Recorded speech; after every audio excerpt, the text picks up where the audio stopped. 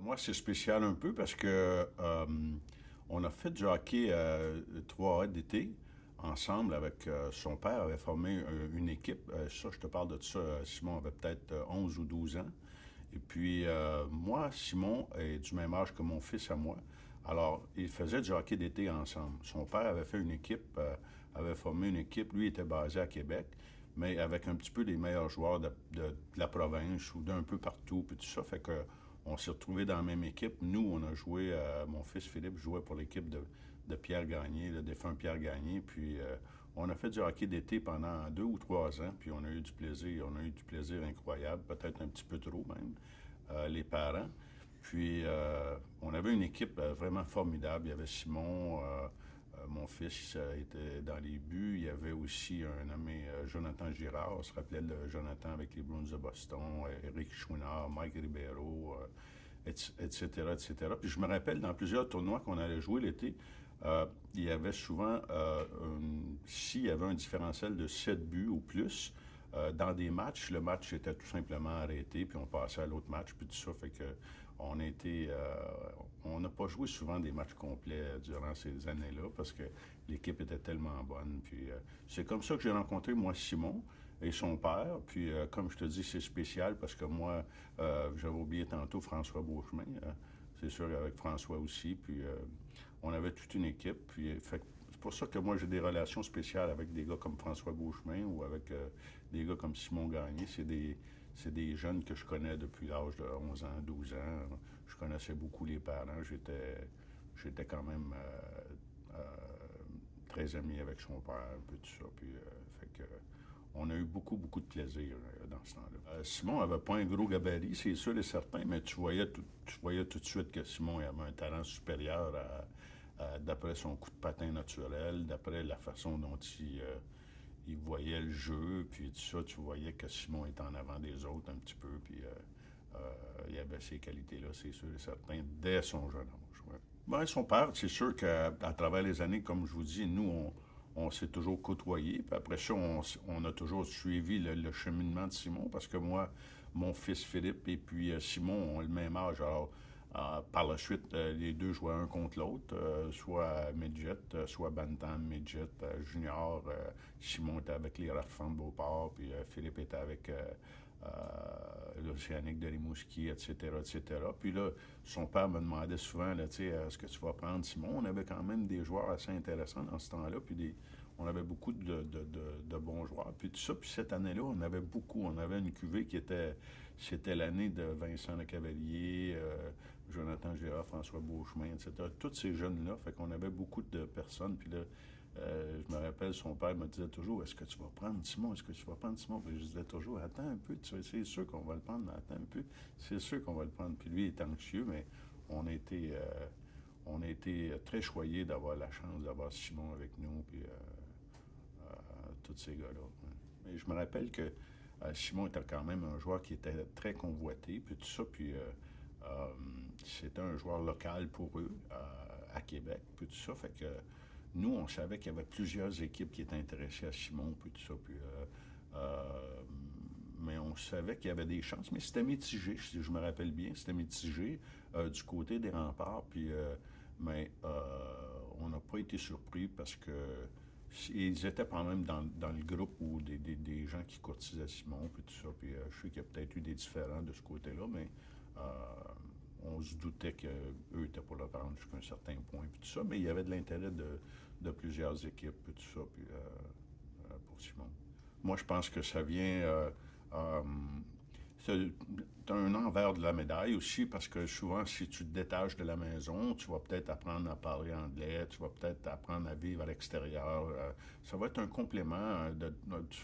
Tu vas créer une certaine débrouillardise que tu n'as pas si tu es tout le temps chouchouté à la maison, etc., etc. Je pense pas que ça a affecté Simon, mais au contraire, je pense que ça lui a tiré avantage de ça. Mais pour nous, c'est pas important, ça. C'est pas un facteur important. Nous, le facteur, c'est d'entourer notre joueur, qu'il soit à Halifax, qu'il soit à Québec, qu'il soit n'importe où, puis tout ça. Puis, moi, j'ai vu des joueurs qui ont très bien fonctionné, qui ont resté chez eux, comme Simon. Puis j'ai eu des joueurs aussi qui ont très bien fonctionné parce qu'ils sont justement éloignés, puis tout ça. Ça a cassé un petit peu le moule d'être chez eux avec tous les entourages, etc., etc. Et ça a créé une débrouillardise pour eux, puis un changement, puis tout ça, puis un changement bénéfique. Fait que, nous, ce qu'on essaie de faire, c'est d'essayer d'aider le joueur le plus possible à se développer. Donc, essayer de lui fournir les outils qui lui manquent, c'est-à-dire si le joueur est faible physiquement, on va essayer de l'aider euh,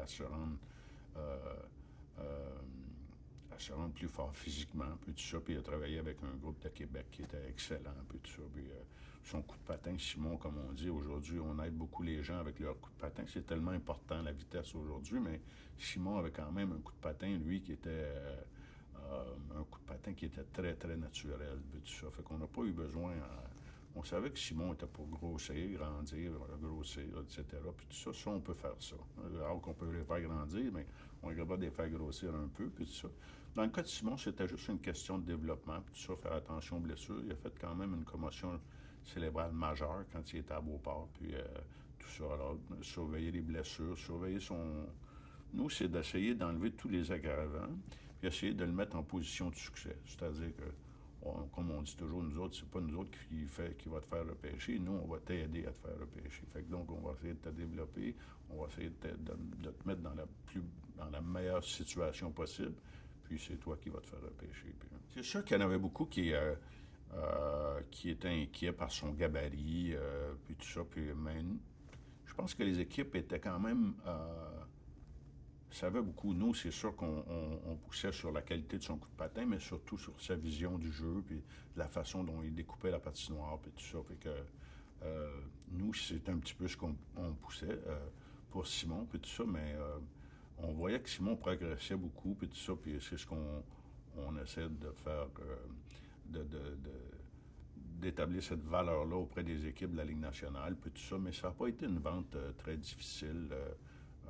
Tout le monde savait que Simon, c'était un bon joueur de hockey, puis tout ça. Puis restait à savoir s'il passait en première ronde ou en deuxième ronde, puis tout ça. Puis, mais on savait que du côté des Flyers, surtout avec un gars comme Simon Nolette, qui était près de son père, à Simon, puis tout ça. Puis lui, était dans sa cour, puis tout ça. Puis Simon avait du flair, avait beaucoup de flair pour repérer des bons jeunes joueurs. Puis les Flyers ont toujours eu du succès ou ont toujours repêché au Québec.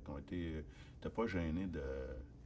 Malheureusement, on n'a pas le même succès que les Canadiens de Montréal, mais les Flyers ont toujours aimé repêcher au Québec. Puis j'étais content de voir quand Simon Nollet avait sorti le chandail de Simon pour repêcher Simon en première ronde. Tu avais Éric Chouinard, ensuite tu avais Simon, tu avais aussi Chouinard, le gardien de but, qui est allé à Ottawa. Puis c'était une grande année, cette année-là, pour le Québec. Au point de vue repêchage. C'est l'année de Vincent aussi, le Cavalier, puis tout ça. Fait que ça a été une grosse année. Ouais. Puis, c'est sûr que si tu es un choix de première ronde, l'équipe va te donner le maximum de chances pour que tu te développes, pour que tu sois un succès, puis tout ça, parce que on dit toujours que l'équipe, c'est important, c'est ses choix de première ronde, ils ont dépensé un choix de première ronde, puis tout ça. C'est sûr que tu vas avoir une multitude de chances. Peut-être qu'un gars qui n'est pas repêché n'aura pas, ou quoi que ce soit, puis tout ça, mais c'est pas un gage de succès, absolument pas. Le repêchage n'est pas un gage de succès. Il reste beaucoup de travail après. Par contre, quand tu es un premier choix de repêchage, c'est sûr que tu vas avoir beaucoup de chances. L'équipe va vouloir se valoriser à travers ce choix-là, puis tout ça. Puis fait que c'est sûr que tu vas bénéficier de beaucoup de chance. Ouais.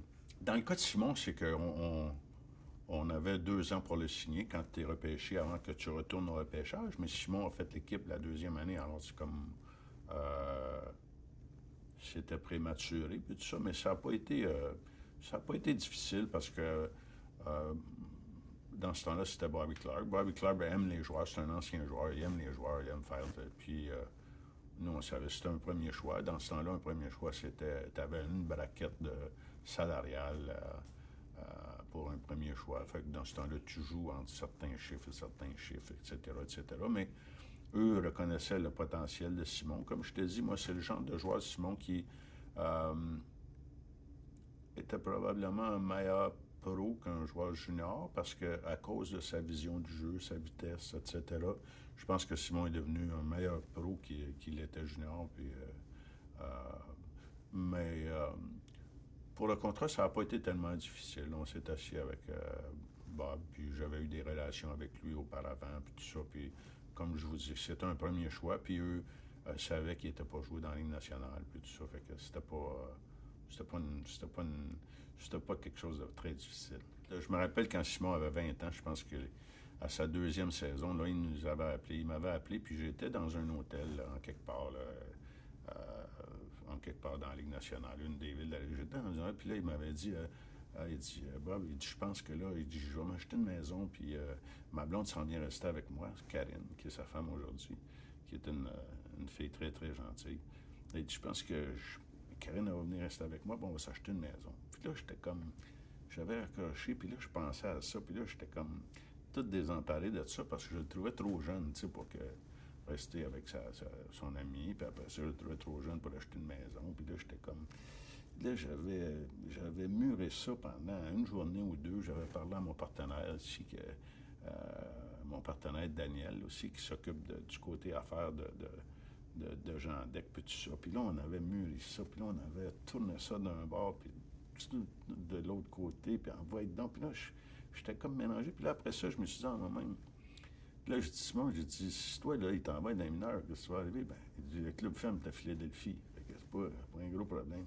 Ouais. Puis là, j'avais pensé à ça, puis j'ai dit, regarde, moi, je me rappelle ma mère, à un moment donné, quand je jouais à Buffalo, puis ma blonde était venue me voir, puis là, après ça, elle avait été surprise parce que, tu sais, ma blonde était venue rester chez moi en bas âge, puis tout ça, puis après ça, elle m'a toujours dit que c'était la meilleure chose qui m'était arrivée, puis tout ça, puis là, après ça, je me suis souvenu de ça, puis j'ai dit, hey, c'est vraiment la meilleure chose qui peut t'arriver, puis donc, je dis, là, ouais, Karine, qu'elle aille là-bas, qu'elle aille à Philadelphie, achète-toi une maison, puis donc, c'est comme, on avait changé complètement notre politique, puis on avait une politique, tu sais, t'es pas toujours sûr d'avoir la vérité, là, on n'est pas des génies, nous autres, puis, mais on avait changé notre politique, puis on trouvait que ça faisait donc du sens, que il s'est installé là-bas et est marié aujourd'hui encore. Il a des beaux enfants avec Karine, puis c'est probablement la meilleure chose qui peut leur arriver, c'est d'être avec une femme tranquille à la maison, puis ça donne un certain degré de sécurité, confiance, whatever. Fait que on a appris. Je pense qu'aujourd'hui, on respecte beaucoup les blessures, puis on va donner le temps. Je pense qu'il y a beaucoup, beaucoup plus de monde d'impliqué, l'association des joueurs, ses médecins. Les gens s'intéressent beaucoup à de la façon dont les joueurs sont traités, etc., etc. Ça n'a pas toujours été comme ça auparavant. Puis, surtout aux États-Unis. Aux États-Unis, les médecins qui travaillent pour les équipes sont souvent comment je dirais ça, sont souvent récompensés dans leur business personnel parce qu'ils travaillent pour les équipes. Donc, pour eux, c'est important de travailler pour l'équipe et c'est important d'être choisi par l'équipe et tout ça. Fait que ça fait pas toujours des bonnes... Ça fait pas toujours des bonnes relations entre, tu sais, les joueurs, nous, l'équipe, etc., etc. Des fois, on coupe les coins ronds. Ça a changé beaucoup aujourd'hui, mais ça n'a pas toujours été comme ça. Puis, souvent, les joueurs, tu sais, c'était comme, ben là, tu sais, c'était comme, c'est pas si grave que ça, c'est pas grave, tu peux jouer, etc. C'est une game importante, c'est un match important, puis tout ça. Je pense qu'aujourd'hui, on est beaucoup plus informé là-dessus, on prend beaucoup plus de précautions sur la santé des joueurs, etc., etc., mais ça n'a pas toujours été le cas. Dans le cas de Simon, c'est sûr que c'était difficile parce qu'il y a eu une commotion. Il est retourné au jeu, ensuite il a été blessé encore, puis tout ça. On avait des problèmes, si on a des problèmes d'abdomen aussi. Simon a eu beaucoup de blessures dans sa carrière, puis il a des blessures à l'aine, son abdomen, et surtout ses commotions, puis tout ça. Fait que un fait de mort, c'est que plus tu en fais, plus tu es susceptible d'en faire, puis tout ça. Puis tellement que moi, en dernier, j'avais hâte que Simon prenne sa retraite. Parce que, comme je vous dis, moi, c'est un garçon que je connais depuis l'âge de 11 ans, 12 ans, puis moi, j'avais hâte qu'il prenne sa retraite. Ouais, pour une raison quelconque, peut-être à cause des blessures ou quoi que ce soit, eux savaient tu sais, que ça faisait déjà quelques années que les Flyers essayaient de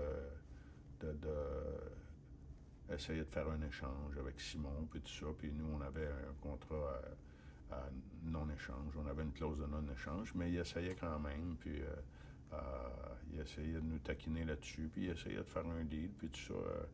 C'est sûr qu'on voyait que Simon, on avait quand même un très bon contrat, puis Simon était blessé plus souvent qu'à son tour, puis tout ça, puis les Flyers, dans ce temps-là, c'était une équipe qui avait plusieurs tours dans le sac. Il fallait faire attention. Mais à un certain moment, tu te dis, ben écoute, à un moment donné, là, si tu peux pas avoir une relation à sens unique, tu sais, puis autant les Flyers ont été bons pour Simon, autant ils l'ont bien traité, ou tout ça, autant ça a comme fini comme un petit peu comme un petit peu en queue de poisson, mais ça s'est rétabli par la suite. Mais euh, de la façon dont ça s'est fini, ça n'a pas. Moi, si j'étais les Flyers, j'aurais pas aimé ça. Simon aurait voulu finir sa carrière à Philadelphie. Simon était vraiment ancré à Philadelphie. Les gens l'adoraient, l'adulaient. Il y a plein de monde qui disait que tu étais pour te finir, des gens de l'organisation qui disaient à ses parents, puis écoute, tu vas finir à Philadelphie, puis tu iras jamais nulle part, puis tout ça. Nous, on savait que s'il y a des choses qui se tramaient par en dessous, ça faisait déjà une année ou deux, puis tout ça. Fait que nous, c'était plus pas forcer des transactions comme. Euh, je me rappelle qu'il y avait déjà même une transaction de fait qu'on a fait avorter parce qu'on avait une clause de non-échange, puis, mais il l'avait fait quand même. Puis, en fin de compte, ça n'a pas fonctionné, mais à un certain moment, écoute, tu peux pas. Tu sais, tu peux pas, comme j'ai dit tantôt, tu peux pas avoir de l'amour à sens unique. Euh, fait que Simon est parti, mais il est quand même revenu dans le giron des Flyers. Puis je pense qu'il y a beaucoup plus de bons souvenirs avec les Flyers que de mauvais souvenirs. Fait que, pour moi, Simon, c'est un joueur spécial. Euh, euh, il va toujours demeurer une personne spéciale pour moi parce que moi, ça fait longtemps que je le connais. Je les connais à bas âge, puis tout ça. Puis euh, j'étais content pour lui, on était content pour lui, même si c'était pas le scénario, un grand scénario. Tu sais, Simon avait presque pas joué à Los Angeles, il jouait presque plus, mais je pense que Darryl Sutter avait été super avec lui de l'embarquer sur la patinoire en dernier, puis de le faire jouer, même si c'était juste quelques minutes, puis il aurait bien pu pas faire ça, il avait pas à le faire, puis tout ça, je pense que c'était un geste incroyable de sa part. Qu'il le fasse. Puis c'est toujours spécial quand tu vois ton gars avec la Coupe Stanley dans ses bras, puis faire le tour de la patinoire avec la Coupe Stanley, puis tout ça. Puis je pense que c'était pour lui, c'était. Je pense qu'à travers les années, puis tout ça, même si ça n'a pas été une situation idéale à Los Angeles, je pense qu'à travers les années, je pense qu'il méritait de se promener avec la Coupe Stanley. Ouais. Simon voulait jouer encore, puis on avait appelé Boston, puis Boston dit on serait prêt à l'amener au camp, puis tout ça, avec aucune promesse, quoi que ce soit, puis tout ça. Moi, j'avais dit du moment que vous êtes fair, puis on s'arrangera après. Puis c'était pas une question d'argent. Simon était. Eux avaient des problèmes de cap, mais c'était plus une question de sous ou quoi que ce soit. Euh, Simon est allé au camp, il a bien fait. Puis en fin de compte, ils ont décidé de lui offrir un contrat. Puis tout ça, ils nous avaient averti que son rôle était pour être différent, qu'il n'était pas pour jouer 18-20 minutes comme il le faisait avant, mais plutôt un rôle dans un autre rôle. Puis tout ça fait que Simon, c'est un bon vétéran à avoir sur ton équipe.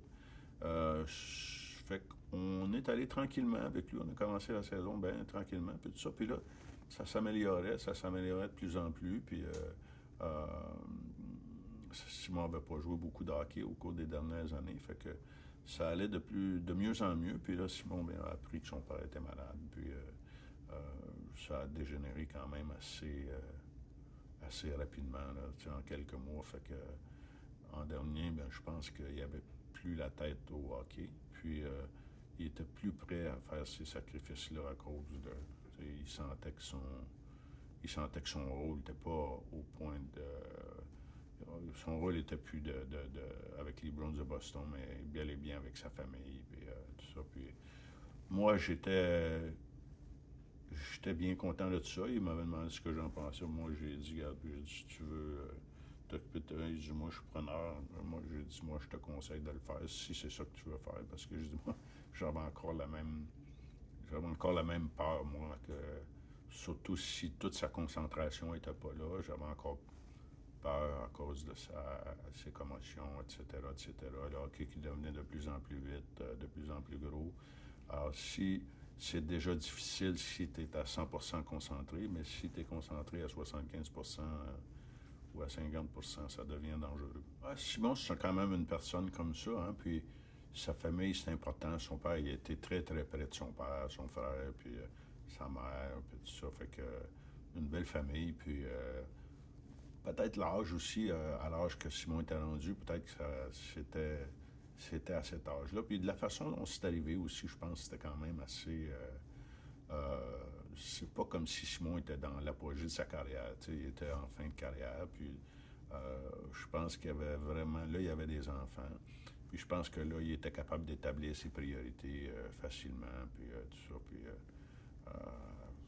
ça n'a pas été une décision. Il y a des décisions qui se prennent qui sont très difficiles. Je pense pas que celle-là, ça a été une décision très difficile.